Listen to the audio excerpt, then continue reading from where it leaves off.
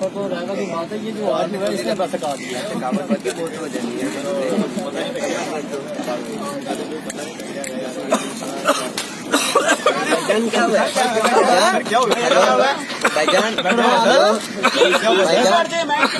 Please پیچھے ہٹ جائیں، please relax ہو جائیں، ریلیکس، کچھ نہیں ہونا، پریشان نہیں ہونا، پلیز ریلیکس ہو جائیں، relax, please I am Farooq, I am trained rescuer, please ذرا چھوڑ دیں، میں آپ کی مدد کرتا ہوں، کچھ نہیں ہوگا، بالکل کچھ نہیں ہوگا، ریلیکس ہو جائیں، تھوڑا سا آگے ہو جائیں، پریشان نہیں ہونا۔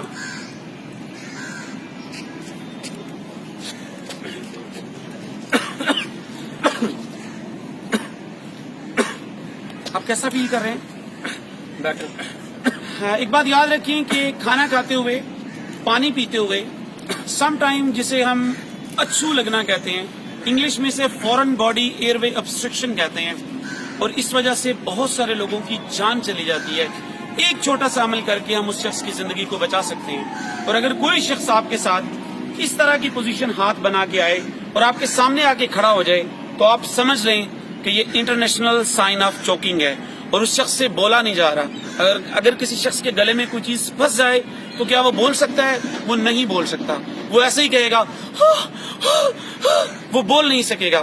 ہم اس کے پاس جائیں گے اور انہیں کہیں گے کہ میں ایک تربیت یافتہ ریسکیور ہوں، میں آپ کی مدد کرنا چاہتا ہوں۔ ہم میٹلی پریپیئر ہو جائیں اور اس کی دونوں ٹانگوں کو آرام سے کھولیں اور ایک لیگ کو اس کی سپورٹ کے لیے پیچھے رکھیں اور انڈر آرم کے نیچے سے اپنے ہاتھ کو ڈالیں اور انہیں حوصلہ دیتے ہوئے کہیں کہ پلیز آپ ریلیکس ہو جائیں۔ جب آپ اس سے چڑھوائیں گے بازو تو وہ ان کلچ نہیں کرے گا، لیکن آپ کو تھوڑی سی انرجی لگانی پڑے گی اور اس کا اعتماد جیتنا پڑے گا۔ آپ اس کے بازوؤں کو ان کلچ کر دیں، تھوڑا سا پیشنٹ کو آگے کی طرف جھکا دیں۔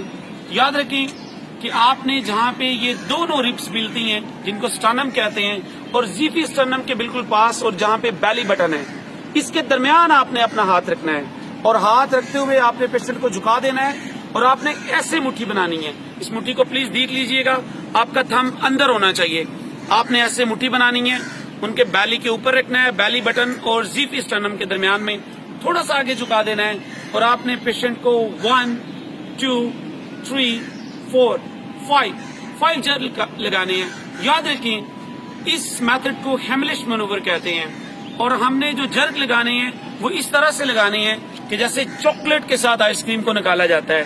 جب ہم یہاں ہاتھ رکھ کے جرک لگاتے ہیں تو یہاں پہ جو کیوٹی ہے اس کے پریشر کی وجہ سے اس پیشنٹ کے گلے میں جو چیز پھنسی ہوتی ہے وہ باہر نکل آتی ہے۔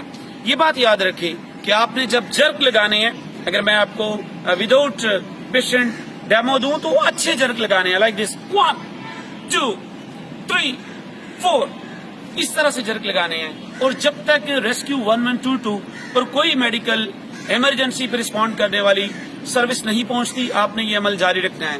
اس سارے عمل میں ایک بات انتہائی قابل توجہ ہے کہ یہ ہو سکتا ہے کہ آپ کے پیشنٹ کے گلے میں پھنسی ہوئی چیز نہ نکلے اور اس کو جو اچھو لگا ہے وہ اس کے لیے جان لیوا ثابت ہو، تو آپ نے مینٹلی پریپیئر رہنا ہے۔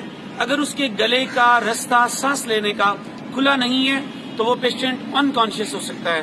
تو آپ کی یہ جو لیگ ہے، اس لیگ کو آپ نے دونوں ٹانگوں کے درمیان میں رکھنا ہے تاکہ اگر وہ پیشنٹ گرے تو اس کو مزید انجری نہ ہو، اس کو اسپائنل انجری نہ ہو، اس کو ہیڈ انجری نہ ہو، اور اگر وہ انکانشیس ہوتا ہے، وہ گرتا جاتا ہے، تو آپ نے اس کو اپنی ٹانگ کے اوپر سپورٹ کر کے اسے آرام سے نیچے لٹا دینا ہے۔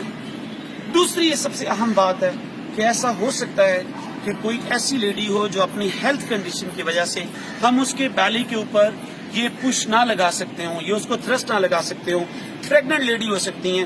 ایسی صورتحال میں آپ نے ان کی چیسٹ، وہ جگہ جہاں سے دل کی دھڑکن بحال کرنے کے لیے کمپریشن دیے جاتے ہیں، اگر میں آپ کو یہاں پہ ڈیمو کروں تو بالکل وہ جگہ درمیان میں جہاں پہ چیسٹ ہے، مڈ آف دا چیسٹ، آپ نے اسی طرح تھرسٹ دینا ہے۔ 1 2 3 4 5۔ یاد رکھیں کہ جب تک ان کے گلے کی چیز نکل نہیں آئے گی تب تک ہم ان کو تھرسٹ دیتے رہیں گے۔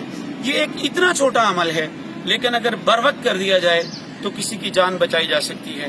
چھوٹے چھوٹے عمل کر کے ہم انسانیت کی خدمت کر سکتے ہیں، اور ان چھوٹے چھوٹے ایکشنز کو اگر ہم اپنے بچوں کو اور بڑے کو سکھائیں تو کسی بھی وقت وہ انسانیت کی خدمت میں اپنا کردار ادا کر سکتے ہیں۔ بہت شکریہ۔